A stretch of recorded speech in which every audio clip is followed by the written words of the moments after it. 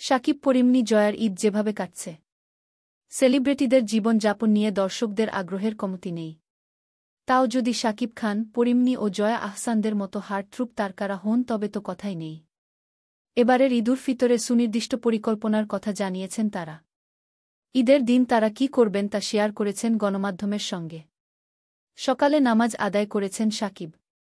নামাজ থেকে ফিরে মায়ের হাতের পায়েস খেয়েছেন।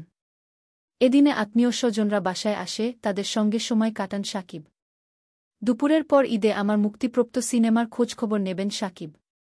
এবার ঈদে দেশের বাইরে শুটিং নাই, তাই দেশেই ঈদ করছেন। ঈদ ঢাকাতেই করছেন পরিমনি। ছেলে ও দত্তক মেয়ের জন্যে কেনাকাটা করেছেন। সেগুলো সন্তানদের পরিয়েছেন। ঈদে নানাকে মিস করেন পরি। তার ভাষায়, আমার সারা জীবন ঈদের জামাটা আমার নানার দেওয়া ছিল। শেষবার নানু ভাই আমাকে 4টা শাড়ি কিনে দিলেন। একটা পরলাম, বাকি 3টা আর পরা হলো না।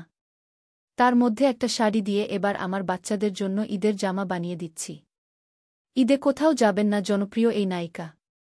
আজ মেয়ের মুখে ভাতের আয়োজন রয়েছে। টানা শুটিং করে এখন একটি ছুটির মুডে আছি। বাসায় সবাই মিলে আমার অভিনীত ওয়েব সিরিজ জিম্মি দেখব।